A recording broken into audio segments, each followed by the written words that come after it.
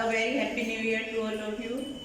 Here I am standing to represent my social science department. They also will join me. Yes, we start our workshop on teaching aids and math. First of all, what is social science? Social science एक branch है academic जो study हम करते हैं उसके बारे में ये बताती है हमें ह्यूमन बीइंग का बिहेवियर कैसा होना चाहिए, कैसा कल्चरल एस्पेक्ट में जिनमें वो रहते हैं उनमें उसे कैसे रहना चाहिए। और इसकी कुछ ब्रांचेज हैं सोशल साइंस की, जिसमें आपके पॉलिटिक्स आता है, आपका सोशियोलॉजी आता है, इकोनॉमिक्स आता है, एंथ्रोपोलॉजी आता है और काफ़ी सारी ब्रांचेज हैं। लेकिन यहाँ पर क्योंकि हम स्कूल लेवल पर पढ़ाते हैं तो यहाँ पर ओनली 4 ब्रांचेज के बारे में हम पढ़ाते हैं। 2000 history, civics, geography and economics on 9th onward up to 8th class we teach only 3 branches. First, importance of social science. Social science की क्या क्या इंपॉर्टेंस होती है? सबसे पहले तो सोशल साइंस हमें ये समझने में हेल्प करता है कि हम अपने आप क्या हैं, हमारा सोसाइटी के साथ कैसा बिहेव होना चाहिए, जो हमारे आसपास के लोग हैं उनके साथ हम कैसे रहते हैं, हमारा उनके साथ रिलेशनशिप क्या है, ऑल अराउंड वर्ल्ड के साथ हमारे क्या रिलेशनशिप्स हैं। इसी तरह से फिर आगे अगर स्टूडेंट्स की बात करें तो स्टूडेंट्स की नॉलेज इंक्रीज करने में हेल्प करता है social science. Knowledge about the world, about the society, how to behave in society, all things. इसके बाद आता है कि स्टूडेंट्स को इन्फॉर्म्ड इंडिविजुअल बनने में हेल्प करता है सोशल साइंस। सोसाइटी में क्या हो रहा है, वर्ल्ड में क्या, कहाँ पर क्या हो रहा है, वो सारी चीज़ें करने के लिए स्टूडेंट्स को हेल्प करता है। स्टूडेंट्स को क्रिटिकल थिंकिंग कैसे होती है, किसी भी चीज़ के बारे में अगर वो सोच रहा है उसके पॉजिटिव और निगेटिव क्या क्या एस्पेक्ट्स हैं, उन सारी चीज़ों के बारे में स्टूडेंट्स जान सकते हैं। उसके अलावा आता है पीपल्स को, लोगों को इफेक्टिव लीडर और पॉलिटिशियन कैसे बनते हैं उसके बारे में बताता है। हम अपनी फ्रीडम, हमें क्या फ्रीडम मिली हुई है, डेमोक्रेसी क्या है, कैसे हम डेमोक्रेसी में रहते हैं, हमारे राइट्स क्या हैं और सोसाइटी में हमें कैसे रहना चाहिए as a individual who live in democracy, वो सारी चीज़ों के बारे में हमें सोशल साइंस बताता है। लोगों को डेमोक्रेसी की इम्पोर्टेंस बताता है कि अगर हम डेमोक्रेसी में रह रहे हैं तो उसकी इम्पोर्टेंस हमारे लिए क्या है। अगर डेमोक्रेसी के अलावा कोई और फॉर्म गवर्नमेंट की है, जो लोग डिक्टेटरशिप में रहते हैं या किसी और डेमोक्रेसी की फॉर्म में रहते हैं, कहीं पर मिलिट्री रूल है, कहीं पर मोनार्की है, तो उन सारे कंट्रीज की कंडीशन कैसी है और डेमोक्रेसी में रहने वाले लोगों की कंडीशन कैसी है, वो सारे डिफरेंसेस भी हमें सोशल साइंस ही बताता है कि डेमोक्रेसी हमारे लिए क्यों बेटर है। उसके बाद लास्ट आता है लोगों को रिस्पॉन्सिबल बनाता है, उनको एक्टिव बनाता है और सोसाइटी के लिए उनकी क्या रिस्पॉन्सिबिलिटी है, वो सारी रिस्पॉन्सिबिलिटी सोशल साइंस ही हमें बताता है। 4 ब्रांचेज ये तो मैं बता चुकी हूँ। टाइम थोड़ा कम है तो अब हम डायरेक्ट करते हैं अपने जो हमारा है। सबसे पहले टीचिंग एड्स। टीचिंग एड्स में सबसे पहले आता है हमारा ग्रीन बोर्ड।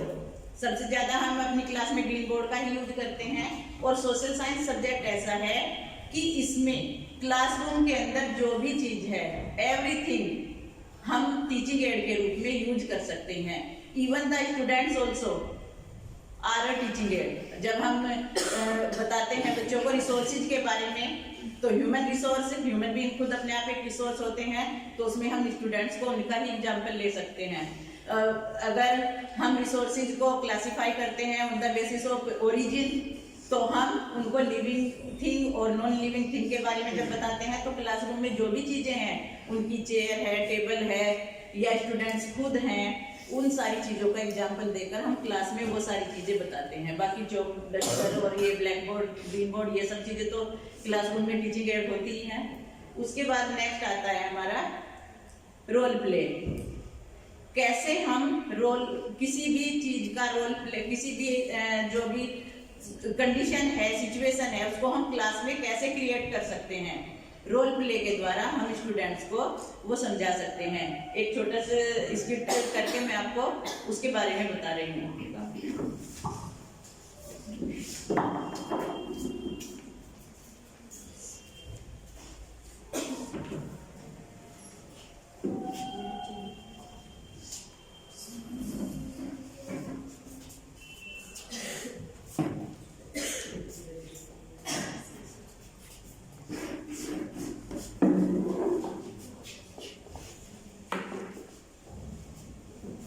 एक्सीडेंट हो गया, चलो वीडियो बनाते हैं, सोशल मीडिया पे बहुत ज्यादा फोग है शायद इस कारण। ये देखो ना, इतनी मतलब ना भयानक यहाँ पर एक्सीडेंट हुआ है और लोग यहाँ पर एंजॉय कर रहे हैं, वीडियो बना रहे हैं, इनकी खुद को फॉल कर रहे हैं, नहीं करती। Hello station. Hello yes. हाँ जी, यहाँ पर सर एक्सीडेंट हो गया है फुटबॉल प्लेयर जमशेदपुर स्कूल के पास में। आप जल्दी से आ जाइए।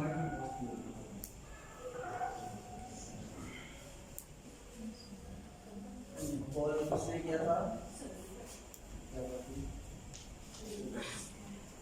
ये शायद चोट की वजह से हुआ। कोई किसी की चोट तो नहीं आई ना? हॉस्पिटल कॉल करके हैं? ठीक है। पेशेंट को भेज दिया? ठीक है। हमें क्या है कि ध्यान रखना चाहिए फॉग में, ये फॉग की वजह से हुआ है। बहुत ज़्यादा फॉगी वेदर है आजकल।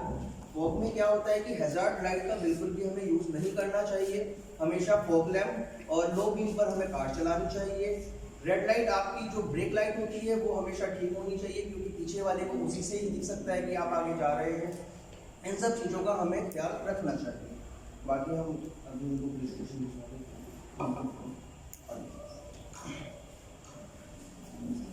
हमने यहाँ पर एक छोटे से स्किट देखी है। इस स्किट में हमने कई रोल देखे हैं।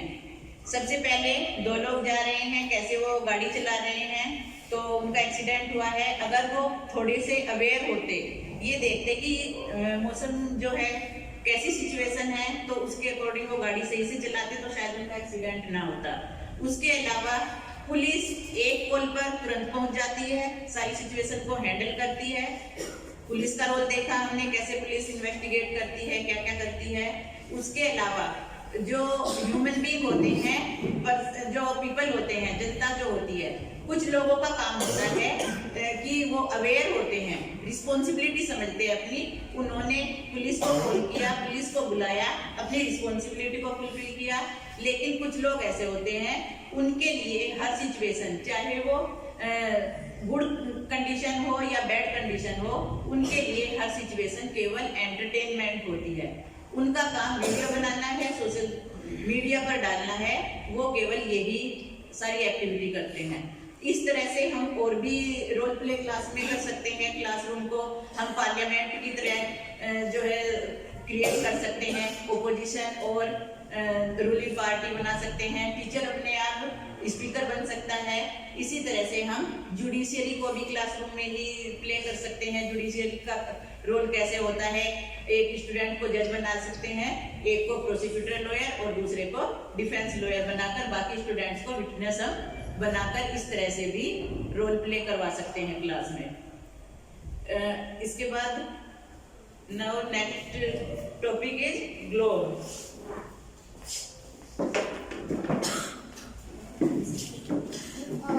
is a round model of the earth called globe. इसको हम ग्लोब बोलते हैं। ये सिर्फ एक रेप्लिका होता है हमारी अर्थ का। हमारी अर्थ कितनी सुंदर है, ऊपर से क्या चीजें हैं, तो हम पूरी अर्थ पर नहीं घूम सकते, हम राउंड नहीं ले सकते। अगर हम स्टूडेंट्स को बोले कि बेटा अर्थ पर जाइएगा और सारी चीज पता कर आइएगा कि क्या है हमारी अर्थ पर, तो इसके द्वारा, ग्लोब के द्वारा हम जो है हर एक चीज को स्टूडेंट्स को बता सकते हैं। And it is north pole, it is south pole. ये ग्लोब का अर्थ हमारा नॉर्थ पोल होता है और ये साउथ पोल होता है। और ईस्ट एंड वेस्ट, तो ये 4 डायरेक्शन में हमारी, जैसे मैप हमारा डिवाइड है ईस्ट वेस्ट नॉर्थ साउथ, इसी तरीके सेम वे में हमारी अर्थ भी ईस्ट वेस्ट नॉर्थ साउथ, ये नॉर्थ पोल हो गया, ये साउथ पोल हो गया। और it is helpful to us now the shape of the earth, ये हमारी हेल्प करता है अर्थ की शेप को जानने के लिए। एंड जैसे हमारे ओशन होते हैं, हमारी सीज होते हैं, हमारे कॉन्टिनेंट होते हैं हमारे अर्थ पर, वो किस शेप में है, किस साइज में है, किस पोजीशन में, इसके द्वारा इसके थ्रू हम स्टूडेंट्स को इजीली बता सकते हैं और दिखा पाए। अभी 5-4 डेज पहले मैंने एक पुटअप किया स्टूडेंट्स के सामने question, in which hemisphere does India lies, किस हेमिस्फीयर में इंडिया है।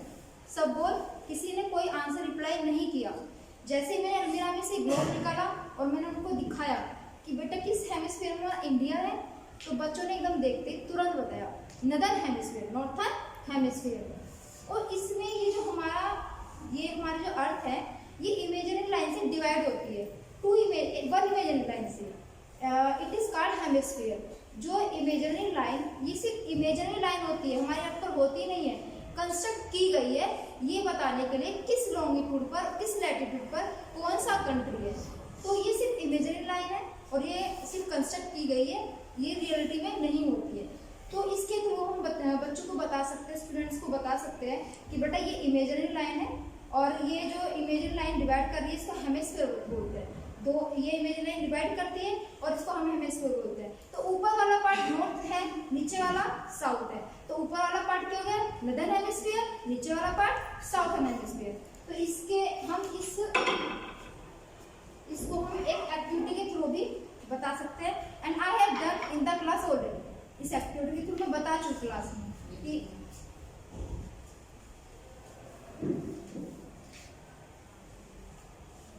तो बच्चों ने बड़ी इंटरेस्टिंग से किया है कि ये नॉर्दर्न हेमिस्फीयर एंड ये southern hemisphere, north hemisphere and south hemisphere.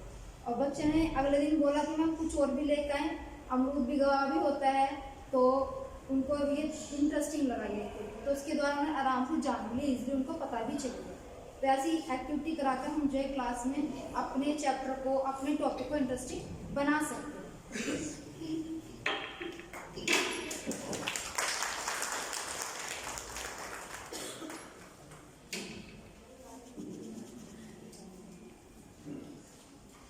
One more in, ma'am told you northern hemisphere and southern hemisphere. Earth is divided into 2 equal halves. Okay, now I am telling you this one. It is eastern hemisphere and it is western hemisphere. And in longitudinal line also Earth is divided into hemisphere. Eastern hemisphere and western hemisphere. And one more thing I want to tell you, longitudes, easy way to learn the longitudes and latitudes, because students जो है वो भूल जाते हैं कि longitude क्या है और latitude क्या है। जो लंबी लाइनें होती हैं 2000 नॉन longitude, जो लेटी लाइनें होती हैं 2000 नॉन latitude। तो ये इजी है बच्चों के लिए कि बच्चे इनको इजीली समझ सकते हैं। फिर लॉन्गिट्यूड और लेटिट्यूड जो लाइंस होती हैं, वैसे तो मैम ने बता दिया कि वो इमेजिनरी लाइंस होती हैं, लेकिन ये लाइंस क्या होती हैं कि जो लॉन्गिट्यूड्स हैं वो नॉर्थ पोल और साउथ पोल दोनों पर जाकर मिलती हैं। सारी लाइंस पोल्स पर जाकर मिलती हैं, नीचे भी और ऊपर भी। जैसे इसमें है ये यहाँ से ऐसे मिल रही हैं, ऊपर भी मिल रही हैं, नीचे भी मिल रही हैं दोनों में। और जो लेटिट्यूड्स होती हैं वो पैरेलल होती हैं, वो मिलती नहीं है। जैसे हम इसकी लेयर कट करते हैं तो ऐसे उसकी लेयर्स अलग अलग होंगी, वो मिलेंगी नहीं आपस में।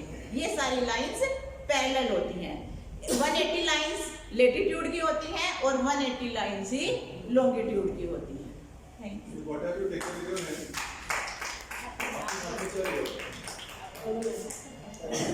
It is Yes. northern hemisphere and this one is आपने हमने क्या क्या है? दूध है क्या है? apple. एप्पल। तो ये बच्चों को समझ पड़ेगा। पहले सामने बच्चे बैठे हैं तो बताए थे कि ये एप्पल है। और एक और आपने वहाँ पे लिया था? मैं onion.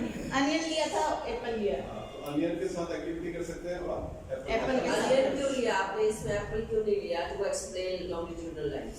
Because there are layers which meet both sides on northern hemisphere and southern hemisphere.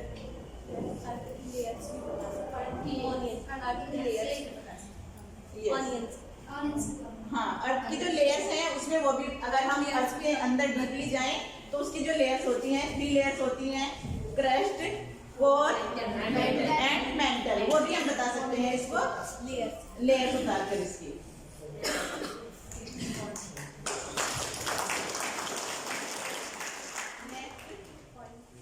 Coins, stones, जो पुराने कॉइन्स हैं या स्टोन्स जैसे पुराने टाइम में हिस्ट्री में यूज किए जाते थे,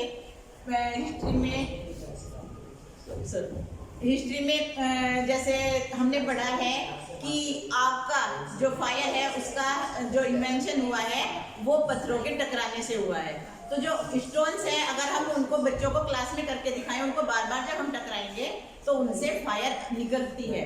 ये एक्टिविटी हम क्लास में कर सकते हैं। इसी तरह से जो कॉइन्स हैं, कॉइन्स जो हैं पुराने जो कॉइन्स हैं जो अभी यूज में नहीं हैं, तो उनसे भी हम हिस्ट्री के बारे में बच्चों को बता सकते हैं। और आर्कियोलॉजिकल जो खुदाई हुई है उनमें बहुत सारी चीज़ें निकली हैं, ये कॉइन्स वगैरह भी निकले हैं, तो उनसे हम हिस्ट्री के बारे में बच्चों को बहुत सारी चीज़ें बता सकते हैं। Now Hrithik sir.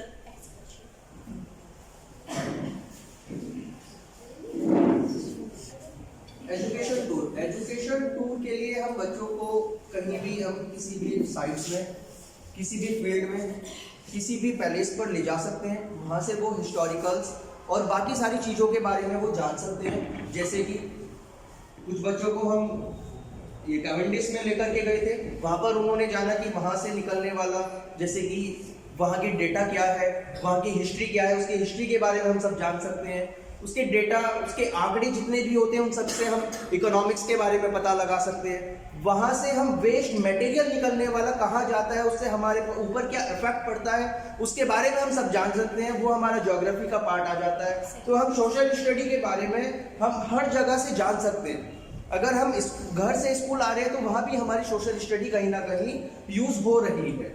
तो हम हर जगह इसके बारे में, कहीं हम फोर्ट में बच्चों को ले जा सकते हैं, फोर्ट पे दिखाने के लिए, वहाँ के हिस्टोरिकल बताने के लिए कि ये किसने बनवाया था, ये क्या है, कितनी इसकी लंबाई है, कितने साल पहले ये बना था, इन सब के बारे में हम जान सकते हैं। Next, map. Srishti ma'am will explain the map.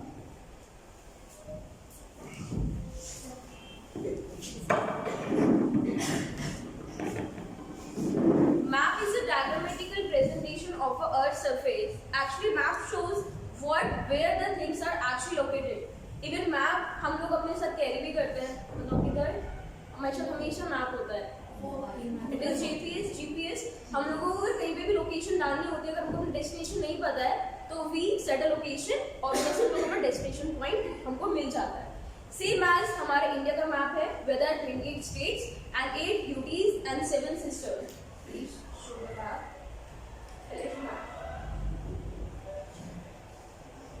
तो we are 28 states.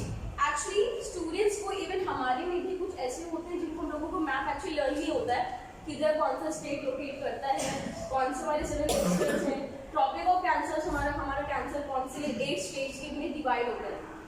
तो ये हैव सम ट्रिक्स और जिसको लोग मैथमेटिक्स भी बोल देते हैं, जो कि हमको हेल्प करता है स्टेट्स को लर्न करने में। तो वो कुछ बताइए।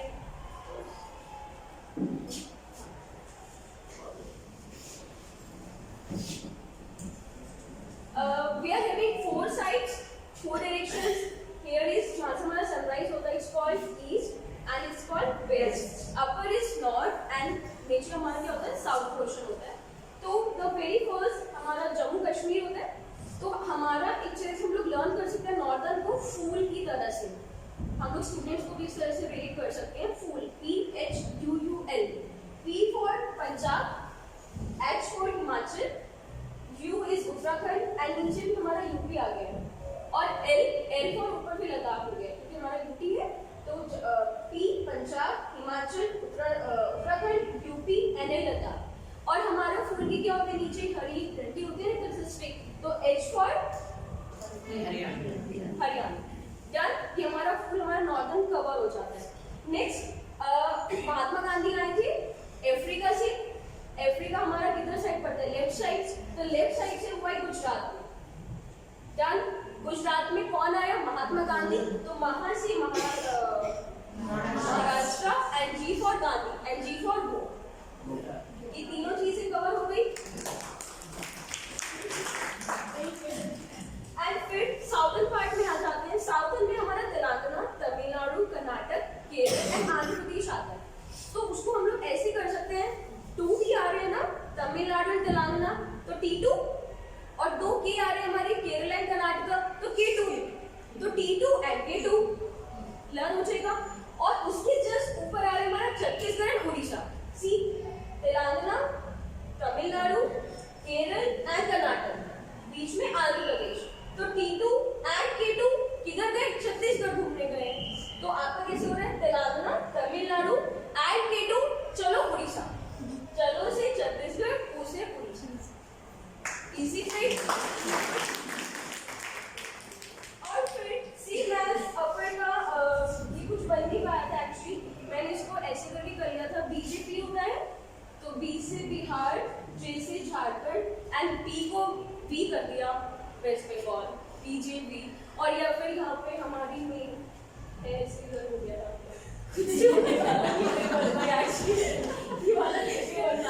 And seven sisters is very easy. ये ईस्टर्न पार्ट टफ होता है। अब मैंने जो देखा है बच्चों में भी, ईस्टर्न पार्ट में बहुत ज़्यादा कंफ्यूजन हो जाती है, क्योंकि इधर हमारी काफ़ी सारी एक साथ है, तो इसमें काफ़ी फीजी सा है। तो इसकी ट्रिक है, हमारी सेवन सिस्टर्स कौन कौन सी हैं? Anyone nose? अच्छा, कोई है जिसको लर्न ना हो? अभी लर्न हो जाएगा, एक सेकेंड। हमारी सेवन सिस्टर्स होती हैं अरुणाचल प्रदेश, असम, मेघालय, त्रिपुरा, मिजोरम, मणिपुर एंड नागालैंड। लर्न हुआ? अभी नहीं हुआ? ओके। अरुण अकेले में तो राम मंदिर नहीं जाएगा। अरुण से नॉट यू। अकेले में तो राम मंदिर नहीं जाएगा। अरुण फॉर अरुणाचल प्रदेश, अकेला फॉर असम, में मतलब मेघालय, तो फॉर त्रिपुरा, मंदिर फॉर मणिपुर, राम फॉर मिजोरम, मंदिर फॉर मणिपुर फॉर मंदिर, एंड नहीं जाएगा फॉर नागालैंड। वापस रिपीट करूं? हुआ लर्न मैम? सोनिका मैम वापस। अरुणाचल प्रदेश, असम अकेले, में फॉर मेघालय, तो फॉर त्रिपुरा, नहीं राम फॉर मिजोरम, मंदिर फॉर मणिपुर, एंड नहीं जाएगा for Nagaland. Okay learn ma'am, thank you. तो दे आर सेवन सिस्टर्स, और ऐसे हमारा पूरा मैप लर्न हो जाता है। ऐसे ही हमारी सेवन सिस्टर्स होती हैं। Clear? And one brother Sikkim, उनका एक भाई भी है सिक्किम सबसे ऊपर होता है। क्लियर? और ऐसे ही हमारा सीन ही लर्न हो जाता है, क्योंकि सबसे ज्यादा से सीधे होता है कि कहाँ पे अरुणाचल प्रदेश है। तो अरुणाचल प्रदेश है, असम, देन मेघालय, देन त्रिपुरा, फिर आपका सारा सीन ऐसे प्रोसेस चला रहा है, इस तरह से लर्न हो जाता है। तो अब टिपिकल नहीं लगेगा मैप लर्न करना। सेम ऐसे हमारे 3 टाइप्स के मैप्स होते हैं, फिजिकल, पॉलिटिकल एंड थीमेटिकल है।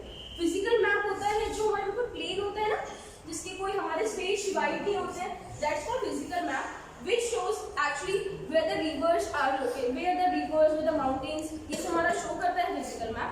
पॉलिटिकल मैप हमको शो करता है where the states are located, countries, borders and the famous major cities, जैसे कि ये हो गया हमारा। क्लियर? एंड थीमेटिकल होता है जिधर हमारा रोड्स और हमारे फॉरेस्ट, हमारा जो रेड लाइन्स होती है ना मैप में, वो हमारा थीमेटिकल मैप होता है। ये स्टूडेंट्स को बहुत पता नहीं होता, उनको बहुत कंफ्यूजन होती है कि ma'am which is political map and which is physical map. तो आई कुड सजेस्ट कि ये चीज़ हमको 4th और 5th क्लास में बच्चों को बता देनी चाहिए, क्योंकि 3rd क्लास नॉट ओके। तो 4th और 5th में बता देना चाहिए what the difference between the physical, political and thematic. और इस ट्रिक से हम लोग जैसे मैथमेटिक्स आप लोग और भी चीज़ें बना सकते हैं और ईजी हो सकता है ऐसे करके स्टडी करना। Okay, thank you.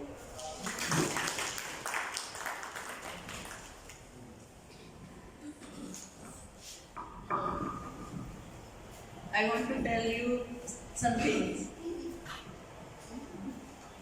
Mostly students का ये कहना होता है या मोस्टली बाकी लोगों का भी कि हिस्ट्री जो है बोरिंग सब्जेक्ट होता है, लेकिन मैं आपको बताना चाहूँगी कि सारे सब्जेक्ट जो भी हम पढ़ते हैं सबका रिलेशन हिस्ट्री से होता है।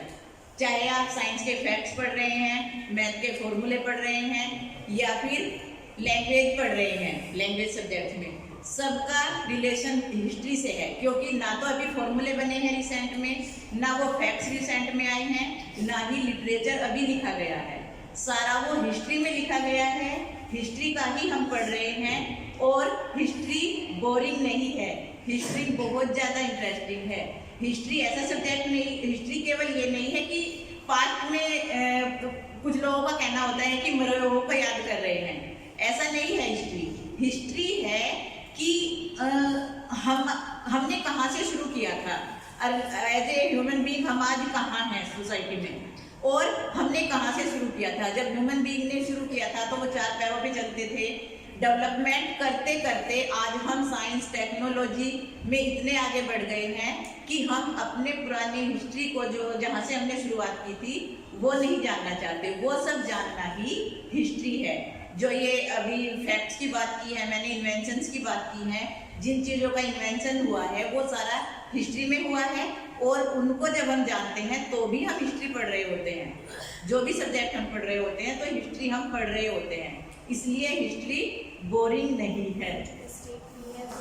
And we were not prepared for this workshop because our workshop was on 5. If there are any mistake, sorry for that. Thank you.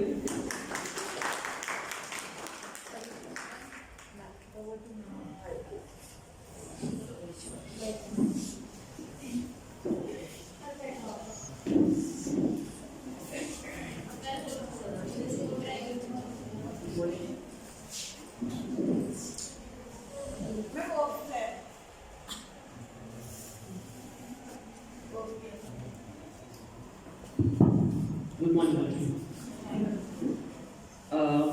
Very brief and very interactive sessions. As she said, they were informed only Saturday evening, afternoon, that they have to give their presentation, because when we saw the calendar, we came to know that 5th of January is Guru Gobind Singh Jayanti and it's off. So I talked to the vice principal and I said, if any workshop can be preponed, so we can do that. So they were asked and they were prepared and they took to that challenge and very well, nicely performed. And my congratulations and best wishes to you all on this presentation. First of all, a very happy new year, and we are going to set a very positive tone in this new year. And whatever we are learning from these workshops, we are definitely going to implement in our classrooms. So both the workshops were very well performed. The only thing is, I would like to ask my teachers to converse more in English. If we can improve upon that, because in the previous workshop also I said the same thing. The thing is, it's not that we don't know. We are teaching the students in English, but we have to remove our hesitation from here itself. This is just a platform given to you to hone your communication skills, as we are demanding the honing of communication skills in the classroom. So this is the classroom, and here it is the place where you can practice your communication skills in a better way. No need to worry even if you are speaking grammatically wrong English, but at least you should give it a try. So all the activities shown here and performed here, they were very well executed. But it is not only for the workshop to be made interactive. Similarly, I want the similar kind of interactions in the classrooms too. Only then the classroom will be interesting. Another thing, I want all my staff members to be punctual from tomorrow onwards. 8:30 we are sharp going to start our workshops. So be present in the school by 8:25. Those who have been late today, they'll be marked late, and as I have already told you, 2 lates means 1 half leave cancelled. Clear? So please be punctual. Only then we can make the best use of it. We don't want the workshops to be cut short because of shortage of time. 10 o'clock we have to start our classes also. So please be punctual, and enough of time has been given to you. 1.5 hours is enough. 45 minutes workshop is enough.